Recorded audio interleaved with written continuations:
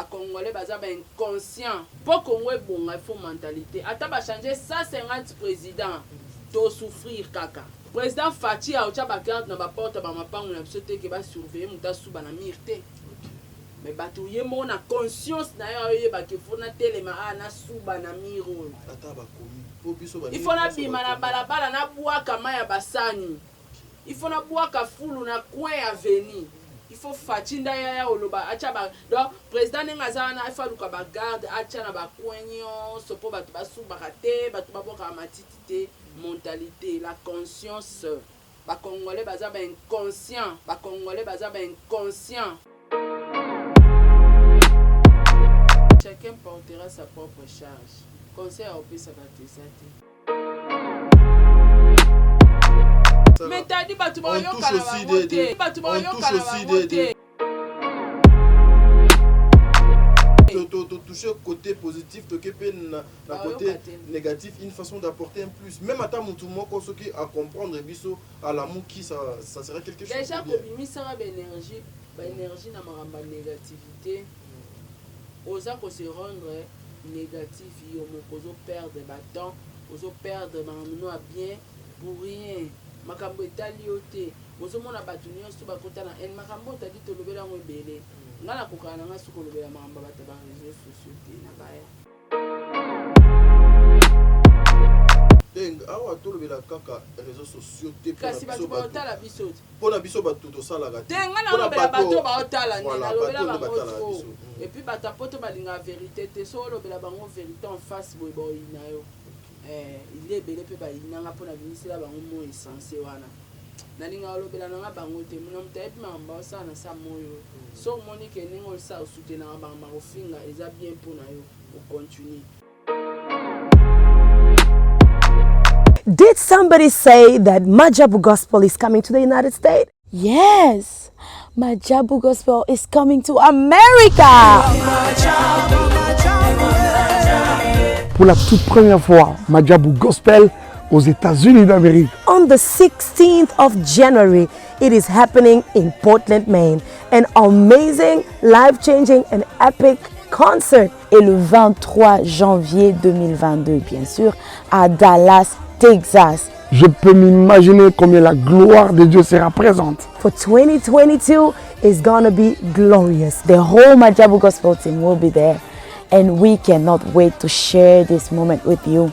Retenez ça très bien. Le 16 janvier 2022, nous sommes à Portland, Maine. Et le 23 janvier 2022, à Dallas, Texas.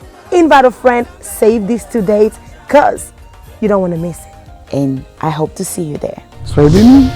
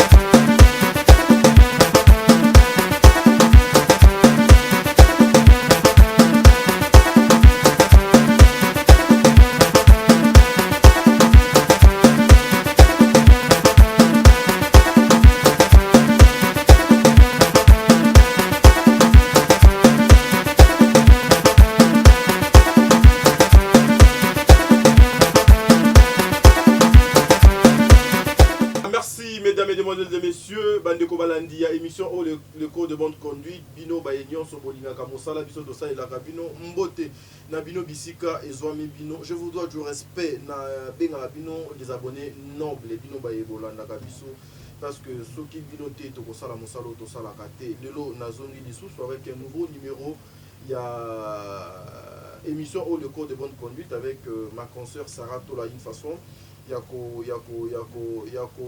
informer bino na temps réel. Aujourd'hui, nous allons essayer de parler un peu de la société congolaise. On va essayer un peu de parler aussi de la communauté congolaise, de la diaspora congolaise dispersée à travers le monde. Donc, une façon Sabino Makambo Bino Polingaka. Cette émission est réalisée par celui que nous appelons Bon Délivre. Merci, tu es derrière la caméra. Ozosala Moussala Malam Bon Délivre.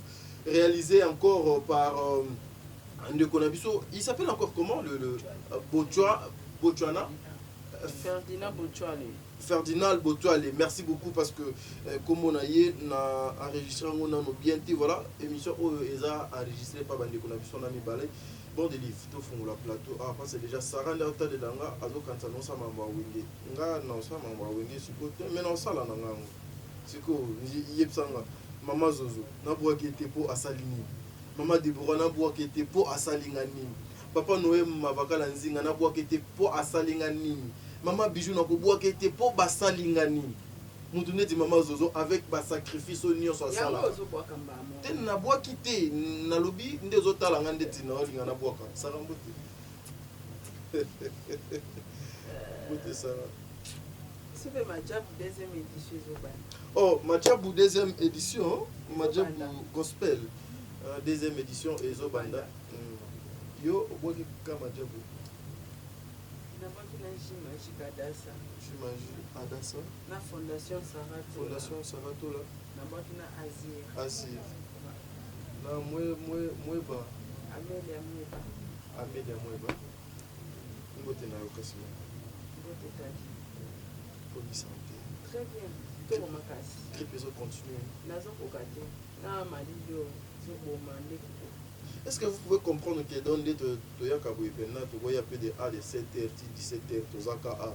On s'en a qui tourne à l'émission, quand on monte à l'émission. Il faut que la mission on parle trop justement pour vous apporter des bonnes choses. Bien que là, nous sommes là, beaucoup de Sarah tenu au moins comme ça, 5 émissions parce qu'elle m'a lembi qui ne s'est changé Zonga Boy. Ce n'est pas facile. Ce n'est pas facile. On est cassé. Basolo ya nani ya na yoka ki wana sa to so na oh ouais na moi fait bon délivre kata caméra kata na caméra ça ça to so là non les gars tout mais on a besoin de tenir tout nos télé pour ni ça bali mette c'était c'est comme il y a besoin que gars tout c'est que na tout so que tu no tout na mona suka voilà bande ko balandi ça va Singaï que la communauté congolaise va soutenir toujours car la bêtise et Balinani Bato va finir va soutenir toujours les insultes, la clash de n'importe quoi. Il nous a influencé ça. Tu as aussi un nom. Ndege bandeko mosusu baza na bakombo ba Gloria Olangi ba Cynthia Kapage Bamakoso, bandeko ebele oyo ya ba influencer à tout la caille. Oui ou non, la communauté congolaise va soutenir la bêtise. Oui. On l'a ce qu'on caméra. Voilà peut être émission les canaux on a dit ba chaîne. Yo baka kabati. Sarah, merci. Oui ou non, la communauté congolaise va soutenir toujours de bêtises. C'est vrai, oui. À 100% oui, t'as dit. À 100% oui. Na matabisi oui. Na contexte ni nandenge. Na matabisi sous oui. Qu'est-ce qui pousse à ce que la communauté congolaise base toujours derrière? La mentalité. Okay. Et là que papa Joseph Kabila Koka a changé na Congo, il a mentalité congolais. Pour Congo est bon, il faut mentalité. Attends, va changer 150 présidents, to souffrir kaka. Président Fati a ocha bakante na ba porte ba mapango na biso te ke ba surveiller muta suba na mirte. Mais bato ye mo na conscience na yo ba ke fona telema na suba na miro. Ata ba komi po biso ba. Il faut na bima na balabala na bwaka maya basani. Il faut na bwaka fulu na coin avenue. il faut fatinda ya oloba acha ba donc président nengaza na ifa luka ba garde acha na ba coignon sopo ba basu bakate ba ba boka matiti te mentalité la conscience ba congolais baza ba inconscient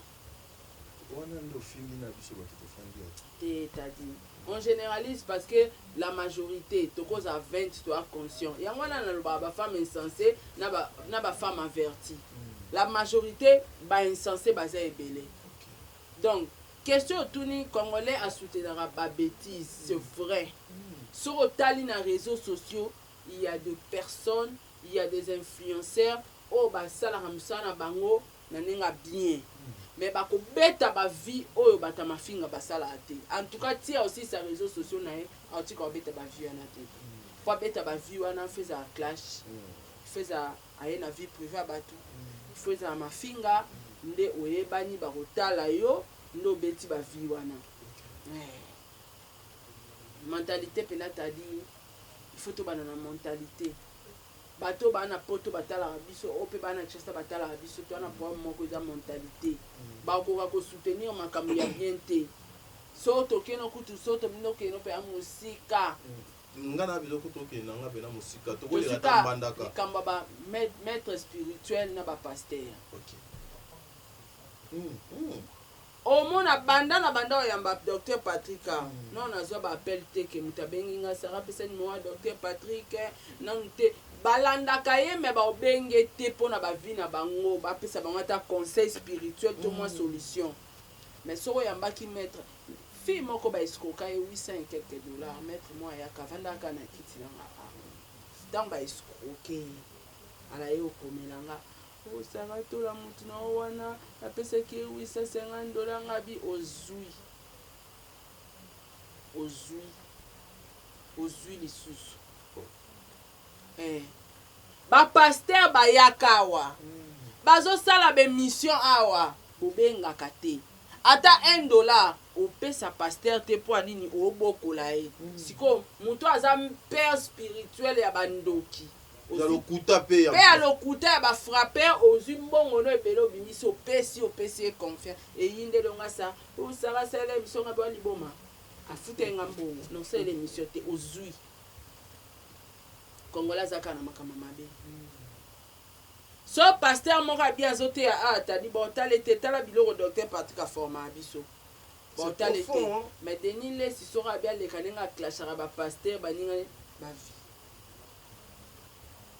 ozomona différence ya makambo toke na makamba bien nyonso bato basala bemission bien bazolobela makamba bien baopesa baconseil bakotalo te na baconseil na yo banango besoin te bango bana besoin ya place bazofinga place bazuvi ya sara bacheza ata ya lokuta me bayokaka basekaka eza mentalité mobimba oyo faut bakongole babanda kochange soki mentalité echange te tadi bongo ebongana ngo te ata bochange bozwi président ya pasteur botie na ngwende bongo ebongana ngo te nga pe makambo lobi wana moi aussi je suis victime lobi que même avant-hier nabengaki oke na tie émission moko ya pasteur awa na 26 minutes depuis sa publication même moto akoti te 26 minutes so po mona spectacle nango fala ochange ka titre ozwi photo ya mambo eleka na actualité na réseaux sociaux na titre lokuta tia komona siko kopake balandi titre siko bato balanda pe titre so opesi bango kanda makasi baofingo na commentaire ndeli nene otiali biso titre makambo na kati eza makambo mosusu baofingo mentalité est-ce que tu continuer bouer jusqu'à quand? Qu'est-ce que nous pouvons faire pour que bandeko na biso ba meke un peu kozwa conscience parce que même ata lelo na ba réseaux sociaux bino ba influenceuse au monde groupe bouer quand bouer batu bouer mais so landeli ka batwana même bato yo bazo soutenir bango tu sens que non ils insultent d'une manière kozwa donc ils sont dans des clashs. Est-ce que c'est une façon ya ko rendre gloire na maître na bango oyo azalaka satana ou bien une façon o ba kotisaka les enfants de Dieu sont les savoirs dans ba initiation moko boye oyo ezali ya monde ya ténèbres ça. T'as dit chacun portera sa propre charge. Conseil au pisa ka tesate. mais maman émission objectif ezala yango wana sala mais t'as dit tu vas on touche aussi de toucher côté positif toke pe na côté négatif, une façon d'apporter un plus même ata mutu moko soki à comprendre biso à l'amour qui ça serait quelque chose déjà ko bimisaka ba énergie na maramba négativité oza ko se rendre négatif yo moko zo perdre ba temps ozo perdre mamuno a bien pour rien makambo etali yo te ozomona bato nyonso bakota na en makambo otadi tolobela yango ebele nga na kokala na nga soki olobela makambo bato ba réseaux sociaux te na baya awa tolobela kaka réseaux sociaux te kasi bato baotala biso te mpona biso bato tosalaka te nga na olobela bato baotala nde nalobela bango tro epuis bato apoto balingaka vérité te so olobela bango vérité en face boye baoyina yo ile ebele mpe bayinanga mpona bimisela bango mo essence wana nalinga olobela nanga bango te muna moto ayebi makambo osala na sa moyo so omoni ke ndenge osala osutenaka makambo kofinga eza bien mpona yo ocontinue so omoni ke fo natika makambo mafinga natalaka makambo oyo eza positif oyo ekomemanga na raison oyo ezopesanga conseil ezopesanga mayele otali donc moto ayebela oni na ye osala na sa moyo otali donc c'est une façon ya oluka mbongo ya tout un chacun ben mutu na mutu neti nakoso te mutu lelo aye asala émission mo normal batali ete na fin du mois azwata $100 te asala émission ya mafinga batali ye na fin du mois azuta mosu 2000 atikali kaka na mafinga aochange te mpo amoni deyake place po azwa mbongo ifo afinga akotikala na concept wana automatique ata moto azalaki respect olongwa respect mpo ayebi ke baotala ye même ozomona bandeko ebele ata baoyo balongwa mpa nanga mpo ani baklashaka azoklashe ayebi deya na mutu na ye ke eza na bafemme insensé moko communauté moko etelengana na réseaux sociaux soutenaka makambo mabe baosala nini baozala derrière nga yango omoni mabe ezosalama tro donc mutu soko amoni déjà ke aoganye na mafinga yaya conseil nyonso tokopesa aekota aebima awa aoprofere aganye na ye na mafinga baoyo mpe baza averti baozonga na nzela baoyo mpe bamoni baozala kaka bainsensé bacontinue na bango tadi maintenant ça l'intérêt ya ce qui nous regarde wana baoyo encourage le bêtise intérêt na bango ezalaka nini et puis ezalaka sur quel plan il faut oyamba bango nga na oyeba intérêt na bango ndenge na etadi naza nzambe te quand même bango mo bayeba intérêt na bango bazwaka so bamoni moto ofinga batondi ebele wana peut-être bamona yango boring peut-être edestressaka bango peut-être bamona yango lokwa comédie là je sais pas bamisusu mpe bakotaka mpena na kati ya barankine na biso epe akoti akomobenga azofinga mpe azoplanifie mpe basala motu mabe donc eza pasi mingi omona ke oza youtubese te oza fan nga napesaki exemple moko biso mpe tokoma ofinga barambo vraiment oui neti maapasa banda na ye bayajua role ka ya kimote ya mabe to banda kofinga maapasa mpo ani bato baotala yango baomona yango keza filme biso sikoyo totalaka so omoni kaka ye na yeba okoti ti na kati okomotia na bambongo na ange bofinga sara bodétruire ye c'est la mauvaise foi mentalité na motema mabe esimbami na rdc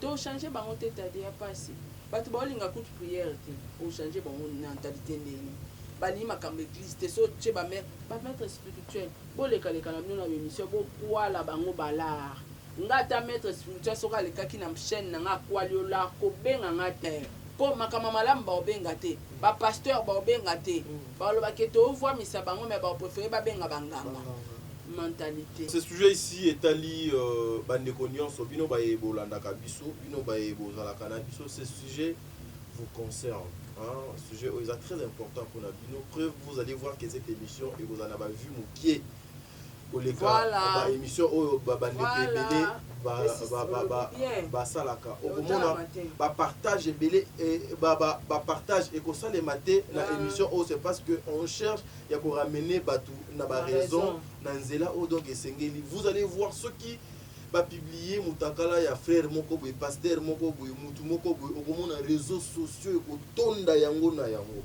mais des fois ba lien ya ba émission boye lorsque nous partageons ça il y a certaines personnes administrateur ya ba groupe balongola kabiso na ba groupe parce que mais bino vous partager ba lien awa patati mais vous oubliez que c'est notre travail mais ceux za kamutakala mutu pour humilier une personne vous allez bato liboso ya ko partager quand est-ce que nous allons continuer avec ça jusqu'à quand et puis question on a dit na tuna vous soutenez exactement quoi vous soutenez le personne physique ou bien ses idées ezalaka ba idée o bino bolingaka ko soutenir ou bien makambo bango balobaka na ndenge bino bomonaka bango yo osepelaka na mutu wana yo sepela na ye asalaka eloko nini eloko wana e oye asalaka et apportaka nini na vie na yo na vie ya bana na yo na vie ya couple na yo et puis même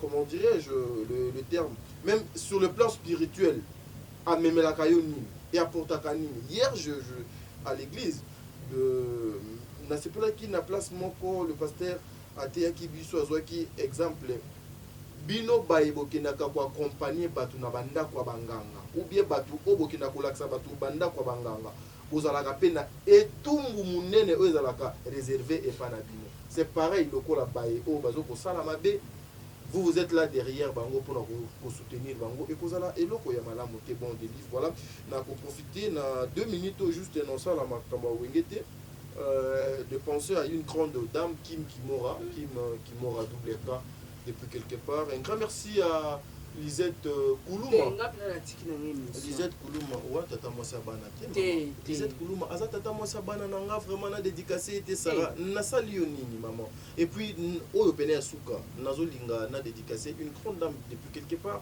madame Fifi Owechi la star donc na pesa bango ka mbote omoni so na pesi bango mbote te maman Yvette Mbangu ekosala malamu te bazalika ba maman oyo wana baza ba femme oyo bengaka ba femme avertie nde bazwaka ba émission na biso bazo partager yango maman lokola maman Yvette Mbangu ye moko azwaka pena abandi ko partager lokola maman maman nana bisubu nana musibu nana voilà lokola maman wana azwaka pena émission na biso abando partager siko maman nga nana mbongo yo PCT mais c'est ngata de merci je dois être reconnaissant et pas maman voilà Sarah Tola aujourd'hui tout le moins nos autres et belité et justement c'était pour nous ça la moi mise au point na kati mais na makambo ba oyina yo bata poto balingana ba en vérité totale là je te dis vraiment frère ba yinanga pona nini maman ka pona ba sijo zotombola diaspora lingango te la vérité mais c'est une façon ya kosunga bango balingi na ba majorité sont banda aveuglés papa ngana bana makambo place ya kumba ben sensé zala ibandaka bayinelanga na balingana bango vérité te tika bango bapotana na buzoba na bango les salis est individuel donc so ba mona ma ambassadeur wana eza bien continuer ba ope ba mona keza mabe batiki ba changer ligne continuer yango moni ntango na sa émission na ngai na ebaka ba vrai fan o balingi ba accompagner vision na nga to sa transition to bima na mabe to kotala mama malamu yango moni na sengaka ba abonné na nga ba vrai na nga parce que na yebi ke bele batala biso a balinga biso na ba cacher na ba titre ya clash so changer ka ligne ba kimi émission ekotala matena esaki yo et tala manango te au fur et à mesure malem beti ba o bazala ba verti ba komo tala yango ba komi kotala ba o bazala ba insensé ba otika na ba chaîne na ba batala donc sujet à ma vérité ou face à la vérité ba lingango te oui c'est eza na ba domaine nyonso même lorsque nous venons na ngambo ya ba musicien okomona na musicien moko mutu ndo finga musicien na makasa fingi et lobby okomona ka mutu ye do no finga ye wana do comme c'est meilleur ami na ye même chez les politiciens pour avoir poste il faut commencer à insulter les gens des fois vous avez même c'est ce que m'a dit ma sœur hier ma sœur Laurette avec son mari Papa Théo mais mon frère le Congo où allons-nous et c'est tout le monde qui nous insulte comme ça même biso tozwaka moi grâce il y a kokoma na ba immigration il y a bande komisusu ceux qui batuni odona ni congolais okoyeba ye kaka na ezaleli na ye Et donc congolais babungaka été oh comment on a comportement neza moi ndenge moko boye donc alors nakanisi ekozala eloko ya malamu te bandeko nanga s'il faut construire c'est pas comme ça que nous allons construire. Je sais que il y a des personnes assises qui ont de bonnes têtes, qui ont de belles réflexions. Vous aussi vous pouvez influencer bandeko na biso oyo bazali na mabe pour apporter leur soutien na makambo ezali malamu. Ici moi je parle pas seulement na biso ba yeto sala ka ba émission sur tous les domaines yango Sarah lobby eza na bandeko ebele na Kinshasa awa na ba mir na biso na ko filmer na libana na filmer au mona tokota mata na 5 avenue au mona même 50 murs au ba koma ke ba pekisi ko suba awa mais bien que ba komi ba pekisi ko suba awa tu verras quelqu'un venir abimisi noko na ye abandi ko beta masuba ndeti na film à Jésus. Bah, le sachet c'est juste des places autoliées et bois qui même si poubelle les voilà j'avais vu ça oui j'avais vu ça non biso nyonso chaque moto azala na mission na ye na se na mokili eza lokola lorsque biso to lukaka ko combattre ko bengana diable azali mutu oyo nzambe si apesa biso victoire donc azala na ye na makasi te liboso na biso mais to abundisaka biso to buka moyen to bengana ye pour que tozala kaka balongi de jusqu'à la fin. Vous voyez donc à travers ce que nous faisons oyo bana conscience bakozwa un plus pour na kosunga même ata bana na bango et puis bande ko na bango na banda kusaka tola na éviter par rapport à sujet oyo soki okozala na eloko où tu peux ajouter parce que tozo welisa derrière le temps ça. En tout cas na un commentaire rebelle au salate. Le salut est individuel kaka. Jésus-Christ revient bientôt muna moto.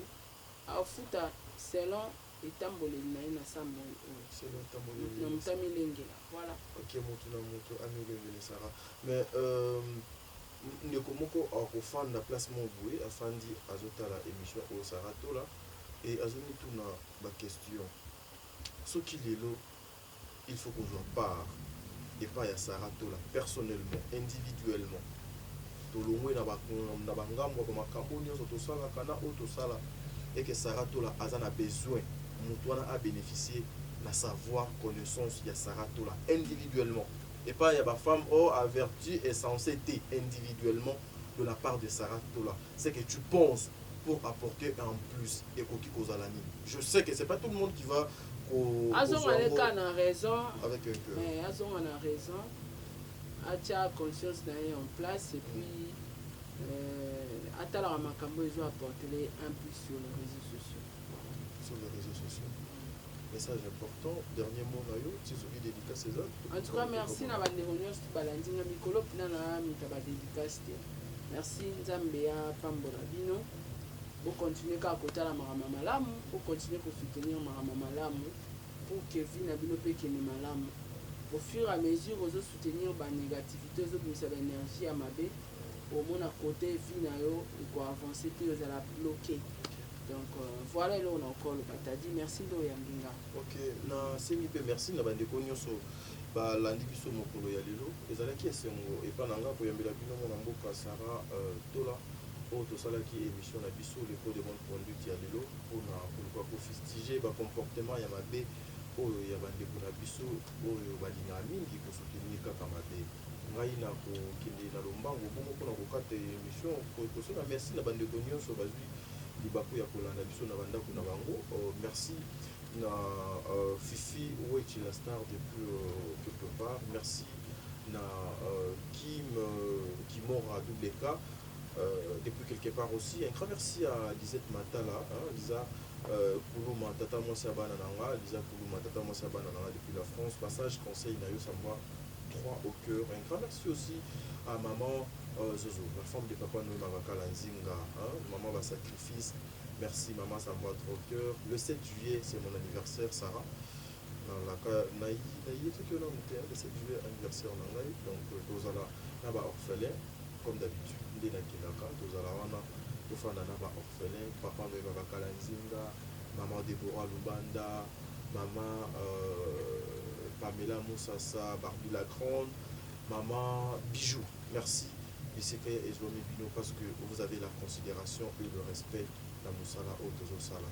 Zambé Azala Bino, bon délivre, Tokawanyao. Merci.